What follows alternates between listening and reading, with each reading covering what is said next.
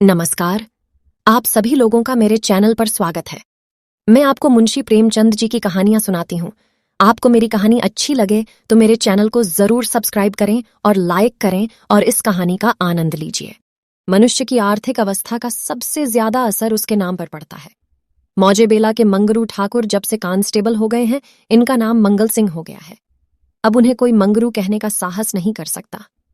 कल्लू अहीर ने जब से हल्के के थानेदार साहब से मित्रता कर ली है और गांव का मुखिया हो गया है, उसका नाम कालिकादीन हो गया है। अब उसे कल्लू कहें तो आंखें लाल पीली करता है। इसी प्रकार हरखचंद्र कुर्मी अब हरखू हो गया है। आज से 20 साल पहले उसके यहाँ शक्कर बनती थी। कई हल की खेती होती थी और कारोबार खूब फैला हुआ था, लेकिन विदेशी शक्कर की आमदनी ने उसे मटियामेट कर दिया। धीरे धीरे कारखाना टूट गया, जमीन टूट गई, गाहक टूट गए और वह भी टूट गया। 70 वर्ष का बूढ़ा जो तकिएदार माचे पर बैठा हुआ नारियल पिया करता, अब सिर पर टोकरी लिए खाद फेंकने जाता है। परंतु उसके मुख पर अब भी एक प्रकार की गंभीरता, बातचीत में अब भी एक प्रकार की अकड़, चाल ढाल से अब भी एक प्रकार का स्वाभिमान भरा हुआ है। इस पर काल की गति का प्रभाव नहीं पड़ा। रस्सी जल गई पर बल नहीं टूटा। भले दिन मनुष्य के चरित्र पर सदैव के लिए अपना चिन्ह छोड़ जाते हैं। हरखू के पास अब केवल 5 बीघा जमीन है, केवल 2 बैल हैं, एक ही हल की खेती होती है, लेकिन पंचायतों में आपस की कलह में उसकी सम्मति अब भी सम्मान की दृष्टि से देखी जाती है। वह जो बात कहता है बेलाग कहता है और गांव के अनपढ़े उनके सामने मुंह नहीं खोल सकते। हरखू ने अपने जीवन में कभी दवा नहीं खाई थी। वह बीमार जरूर पड़ता, कुंवार मास में मलेरिया से कभी न बचता था, लेकिन 10-5 दिन में वह बिना दवा खाए ही चंगा हो जाता था। इस वर्ष कार्तिक में बीमार पड़ा और यह समझकर कि अच्छा तो ही जाऊंगा, उसने कुछ परवाह न की। परंतु अब की ज्वर मौत का परवाना लेकर चला था। 1 सप्ताह बीता, दूसरा सप्ताह बीता, पूरा महीना बीत गया, पर हरखू चारपाई से न उठा। अब उसे दवा की जरूरत मालूम हुई। उसका लड़का गिरधारी कभी नियम की सीखे पिलाता, कभी गुर्ज का सत, कभी गदापुरना की जड़, पर इन औषधियों से कोई फायदा ना होता था। हरखू को विश्वास हो गया कि अब संसार से चलने के दिन आ गए। एक दिन मंगल सिंह उसे देखने गए। बेचारा टूटी खाट पर पड़ा राम नाम जप रहा था। मंगल सिंह ने कहा, बाबा, बिना दवा खाए अच्छे ना होंगे, कुनैन क्यों नहीं खाते? हरखू ने उदासीन भाव से कहा, तो लेते आना। दूसरे दिन कालिकादीन ने आकर कहा, बाबा, 2-4 दिन कोई दवा खा लो, अब तुम्हारी जवानी की देह थोड़े है कि बिना दवा दर्पण के अच्छे हो जाओगे। हरखू ने उसी मंद भाव से कहा, तो लेते आना। लेकिन रोगी को देख आना एक बात है, दवा लाकर देना उसे दूसरी बात है। पहली बात शिष्टाचार से होती है, दूसरी सच्ची संवेदना से। न मंगल सिंह ने खबर ली, न कालिकादीन ने, न किसी तीसरे ही ने। हरखू दालान में खाट पर पड़ा रहता। मंगल सिंह कभी नजर आ जाते तो कहता, भैया वह दवा नहीं लाए? मंगल सिंह कतरा कर निकल जाते। कालिकादीन दिखाई देते तो उनसे भी यही प्रश्न करता, लेकिन वह भी नजर बचा जाते। या तो उसे सूझता ही नहीं था कि दवा पैसों के बिना नहीं आती, या वह पैसों को भी जान से प्रिय समझता था, अथवा जीवन से निराश हो गया था। उसने कभी दवा के दाम की बात नहीं की। दवा न आई, उसकी दशा दिनों दिन बिगड़ती गई, यहां तक कि 5 महीने कष्ट भोगने के बाद उसने ठीक होली के दिन शरीर त्याग दिया। गिरधारी ने उसका शव बड़ी धूमधाम के साथ निकाला। क्रियाकर्म बड़े हौसले से किया। कई गांव के ब्राह्मणों को निमंत्रित किया। बेला में होली न मनाई गई, न अबीर न गुलाल उड़ी, न डफली बजी, न भंग की नालियां बहीं। कुछ लोग मन में हरखू को कोसते जरूर थे कि इस बुढ़े को आज ही मरना था, 2-4 दिन बाद मरता, लेकिन इतना निर्लज्ज कोई न था कि शोक में आनंद मनाता। वह शरीर नहीं था जहां कोई किसी के काम में शरीक नहीं होता, जहां पड़ोसी को रोने पीटने की आवाज हमारे कानों तक नहीं पहुंचती। हरखू के खेत गांव वालों की नजर पर चढ़े हुए थे। 5 बीघा जमीन कुएं के निकट खाद पांस से लदी हुई मेंढ बांध से ठीक थी। उनमें 3-3 फसलें पैदा होती थीं। हरखू के मरते ही उन पर चारों ओर से धावे होने लगे। गिरधारी तो क्रियाकर्म में फंसा हुआ था। उधर गांव के मनचले किसान लाला ओंकारनाथ को चैन न लेने देते थे। नजर आने की बड़ी बड़ी रकमें पेश हो रही थीं। कोई साल भर का लगान देने पर तैयार था, कोई नजराने की दूनी रकम का दस्तावेज लिखने पर तुला हुआ था, लेकिन ओंकारनाथ सबको टालते रहते थे। उनका विचार था कि गिरधारी के बाप ने खेतों को 20 वर्ष तक जोता है, इसलिए गिरधारी का हक सबसे ज्यादा है। वह अगर दूसरों से कम भी नजराना दे तो खेत उसी को देने चाहिए। अस्तु। जब गिरधारी क्रियाकर्म से निवृत्त हो गया और उससे पूछा, खेती के बारे में क्या कहते हो? गिरधारी ने रोकर कहा, सरकार, इन्हीं खेतों ही का तो आसरा है। जोतूंगा नहीं तो क्या करूंगा? ओंकारनाथ, नहीं, जरूर जोतो, खेत तुम्हारे हैं, मैं तुमसे छोड़ने को नहीं कहता। हरखू ने उसे 20 साल तक जोता, उन पर तुम्हारा हक है, लेकिन तुम देखते हो अब जमीन की दर कितनी बढ़ गई है। तुम 8 रुपये बीघे पर जोतते थे, मुझे 10 रुपये मिल रहे हैं, और नजराने के 100 अलग। तुम्हारे साथ रियासत करके लगान वही रखता हूं, पर नजराने के रुपये तुम्हें देने पड़ेंगे।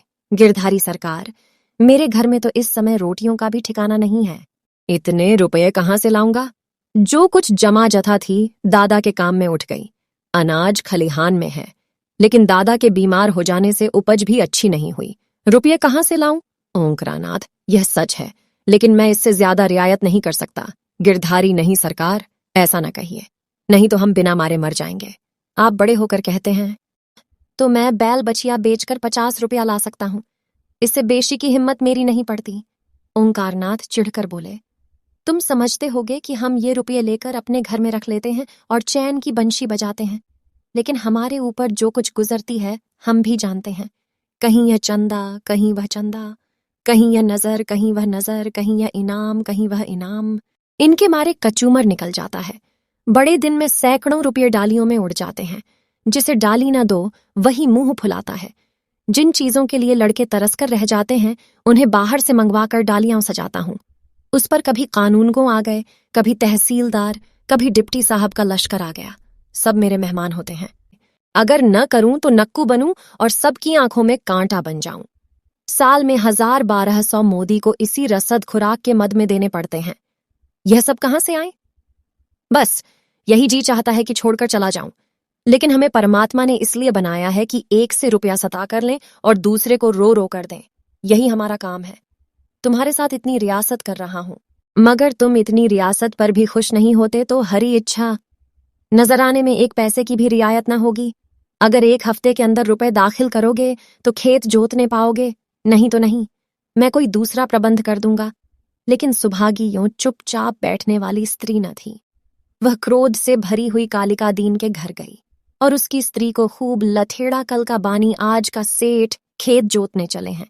देखें कौन मेरे खेत में हल ले जाता है, अपना और उसका लोहू एक कर दूं। पड़ोसिन ने उसका पक्ष लिया तो क्या गरीबों को कुचलते फिरेंगे? सुभागी ने समझा, मैंने मैदान मार लिया। उसका चित्त बहुत शांत हो गया।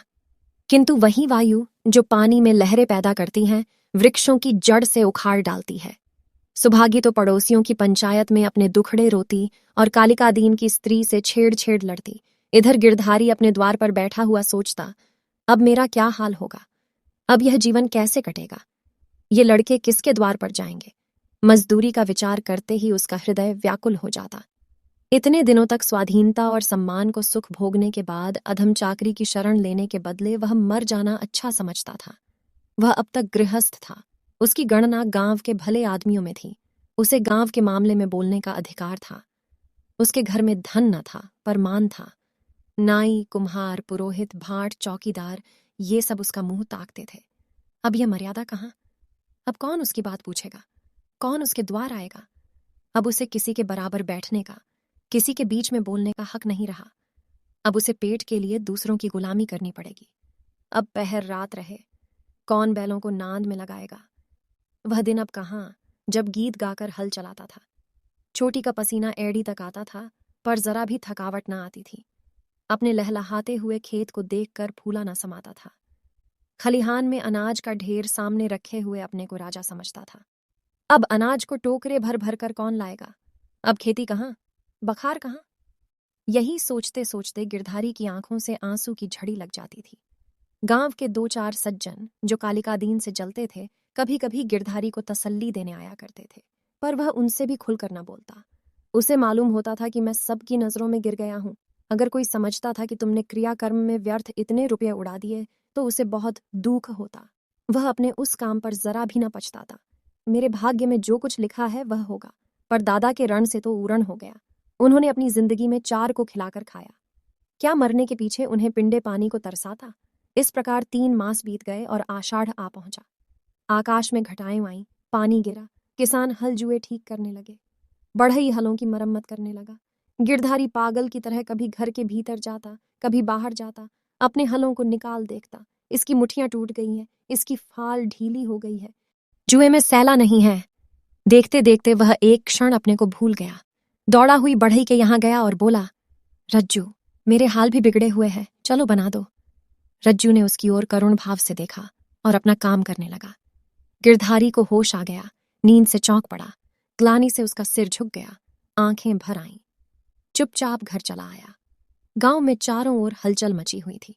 कोई सन के बीज खोजता फिरता था, कोई जमींदार के चौपाल से धान के बीज लिए आता था। कहीं सलाह होती, किस खेत में क्या बोना चाहिए। गिरधारी ये बातें सुनता और जलहीन मछली की तरह तड़पता था। एक दिन संध्या समय गिरधारी खड़ा अपने बैलों को खुजला रहा था कि मंगल सिंह आए और इधर उधर की बातें करके बोले, गोई को बांध कर कब तक खिलाओगे, निकाल क्यों नहीं देते। गिरधारी ने मलिन भाव से कहा, हाँ, कोई गाहक आए तो निकाल दूं। मंगल सिंह, एक गाहक तो हम ही हैं, हम ही को दे दो। गिरधारी अभी कुछ उत्तर न देने पाया था कि तुलसी बनिया आया और गरज कर बोला, गिरधारी, तुम्हें रुपये देने हैं कि नहीं, वैसा कहो। 3 महीने से हील हवाला करते चले आते हो, अब कौन खेती करते हो कि तुम्हारी फसल को अघोरे बैठ रहे। गिरधारी ने दीनता से कहा, सा जैसे इतने दिनों माने हो, आज और मान जाओ, कल तुम्हारी एक एक कौड़ी चुका दूंगा। मंगल और तुलसी के इशारों से बातें की और तुलसी भुनभुनाता हुआ चला गया। तब गिरधारी मंगल सिंह से बोला, तुम इन्हें ले लो तो घर के घर ही में रह जाऊं, कभी कभी आंख से देख तो लिया करूंगा। मंगल सिंह, मुझे अभी तो कोई ऐसा काम नहीं, लेकिन घर पर सलाह करूंगा। गिरधारी, मुझे तुलसी के रुपये देने हैं, नहीं तो खिलाने को तो भूसा है। मंगल सिंह, ये बड़ा बदमाश है, कहीं नालिश न कर दे। सरल हृदय गिरधारी धमकी में आ गया। कार्यकुशल मंगल सिंह को सस्ता सौदा करने का अच्छा सुअवसर मिला। 80 रुपये की जोड़ी 60 रुपये में ठीक कर ली। गिरधारी ने अब तक बैलों को न जाने किस आशा से बांध कर खिलाया था। आज आशा का वह कल्पित सूत्र भी टूट गया। मंगल सिंह गिरधारी की खाट पर बैठे रुपये गिन रहे थे और गिरधारी बैलों के पास विषादमय नेत्रों से उनके मुंह की ओर ताक रहा था। आह, ये मेरे खेतों के कमाने वाले, मेरे जीवन के आधार, मेरे अन्नदाता, मेरी मान मर्यादा की रक्षा करने वाले, जिनके लिए पहर रात से उठकर छांटी काटता था, जिनके खली दाने की चिंता अपने खाने से ज्यादा रहती थी, जिनके लिए सारा दिन भर हरियाली उखाड़ा करता था। ये मेरी आशा की 2 आंखें, मेरे इरादे के 2 तारे, मेरे अच्छे दिनों के 2 चिन्ह, मेरे 2 हाथ अब मुझसे विदा हो रहे हैं। जब मंगल सिंह ने रुपये गिनकर रख दिए और बैलों को ले चले, तब गिरधारी उनके कंधों पर सिर रखकर खूब फूट फूट कर रोया। जैसा कन्या मायके से विदा होते समय माँ बाप के पैरों को नहीं छोड़ती, उसी तरह गिरधारी इन बैलों को न छोड़ता था। सुभागी भी दालान में पड़ी रो रही थी और छोटा लड़का मंगल सिंह को एक बांस की छड़ी से मार रहा था। रात को गिरधारी ने कुछ नहीं खाया, चारपाई पर पड़ा रहा। प्रातकाल सुभागी चिलम भर कर ले गई तो वह चारपाई पर न था। उसने समझा कहीं गए होंगे, लेकिन जब 2-3 घड़ी दिन चढ़ आया और वह न लौटा तो उसने रोना धोना शुरू किया। गांव के लोग जमा हो गए, चारों ओर खोज होने लगी, पर गिरधारी का पता न चला। गिरधारी उदास और निराश होकर घर आया। 100 रुपये का प्रबंध करना उसके काबू के बाहर था। सोचने लगा, अगर दोनों बैल बेच दूं तो खेत ही लेकर क्या करूंगा, घर बेचूं तो यहां लेने वाला ही कौन है, और फिर बाप दादों का नाम डूबता है। 4-5 पेड़ हैं, लेकिन उन्हें बेचकर 25 रुपये या 30 रुपये से अधिक ना मिलेंगे। उधार लूं तो देता कौन है, अभी बनिए के 50 रुपये सिर पर चढ़ हैं, वह 1 पैसा भी ना देगा। घर में गहने भी तो नहीं है, नहीं उन्हीं को बेचता। ले देकर एक हंसली बनवाई थी, वह भी बनिए के घर पड़ी हुई है। साल भर हो गया, छुड़ाने की नौबत ना आई। गिरधारी और उसकी स्त्री सुभागी दोनों ही इसी चिंता में पड़े रहते, लेकिन कोई उपाय न सूझता था। गिरधारी को खाना पीना अच्छा न लगता, रात को नींद न आती। खेतों के निकलने का ध्यान आते ही उसके हृदय में हूक सी उठने लगती। हाय, वह भूमि जिसे हमने वर्षों जोता, जिसे खाद से पाटा, जिसमें मेढ़ें रखीं, जिसकी मेढ़ें बनाई, उसका मजा अब दूसरा उठाएगा। वे खेत गिरधारी के जीवन का अंश हो गए थे। उनकी एक एक अंगुल भूमि उसके रक्त में रंगी हुई थी। उनके एक एक परमाणु उसके पसीने से तर हो रहा था। उनके नाम उसकी जिह्वा पर उसी तरह आते थे जिस तरह अपने तीनों बच्चों के। कोई 2400 था, कोई 2200 था, कोई नालबेला, कोई तलैया वाला, इन नामों के स्मरण होते ही खेतों का चित्र उसकी आंखों के सामने खींच जाता था। वह इन खेतों की चर्चा इस तरह करता मानो वे सजीव हैं, मानो उसके भले बुरे के साथी हैं। उसके जीवन की सारी आशाएं, सारी इच्छाएं, सारे मंसूबे, सारी मिठाइयां, सारे हवाई किले इन्हीं खेतों पर अवलंबित थे। इनके बिना वह जीवन की कल्पना ही नहीं कर सकता था, और वे ही सब हाथ से निकले जाते हैं। वह घबराकर घर से निकल जाता और घंटों खेतों की मेड़ों पर बैठा हुआ रोता, मानो उनसे विदा हो रहा है। इस तरह 1 सप्ताह बीत गया और गिरधारी रुपये का कोई बंदोबस्त न कर सका। 8वें दिन उसे मालूम हुआ कि कालिका दीन ने 100 रुपये नजराने देकर 10 रुपये बीघे पर खेत ले लिए। गिरधारी ने एक ठंडी सांस ली। एक क्षण के बाद वह अपने दादा का नाम लेकर बिलख बिलख कर रोने लगा। उस दिन घर में चूल्हा नहीं जला। ऐसा मालूम होता था मानो हरखू आज ही मरा है। संध्या हो गई थी, अंधेरा छा रहा था। सुभागी ने दिया जलाकर गिरधारी ने सिरहाने रख दिया था और बैठी द्वार की ओर तार रही थी कि सहसा उसे पैरों की आहट मालूम हुई। सुभागी का हृदय धड़क उठा। वह दौड़कर बाहर आई, इधर उधर ताकने लगी। उसने देखा कि गिरधारी बैलों की नांद के पास सिर झुकाए खड़ा है। सुभागी बोल उठी, घर आओ। वहां खड़े क्या कर रहे हो? आज सारे दिन कहाँ रहे? यह कहते हुए वह गिरधारी की ओर चली। गिरधारी ने कुछ उत्तर न दिया। वह पीछे हटने लगा और थोड़ी दूर जाकर गायब हो गया। सुभागी चिल्लाई और मूर्छित होकर गिर पड़ी। दूसरे दिन कालिकादीन हल लेकर अपने नए खेत पर पहुंचे। अभी कुछ अंधेरा था। वह बैलों को हल में लगा रहे थे कि यकायक उन्होंने देखा कि गिरधारी खेत की मेड़ पर खड़ा है। वहीं मिर्जई, वहीं पगड़ी, वहीं सोंटा। कालिकादीन ने कहा, अरे गिरधारी, मरते आदमी, तुम यहां खड़े हो और बेचारी सुभागी हैरान हो रही है। कहां से आ रहे हो? यह कहते हुए बैलों को छोड़कर गिरधारी की ओर चले। गिरधारी पीछे हटने लगा और पीछे वाले कुएं में कूद पड़ा। कालिकादीन ने चीख मारी और हल बैल वहीं छोड़कर भागा। सारे गांव में शोर मच गया। लोग नाना प्रकार की कल्पनाएं करने लगे। कालिकादीन को गिरधारी वाले खेतों में जाने की हिम्मत न पड़ी।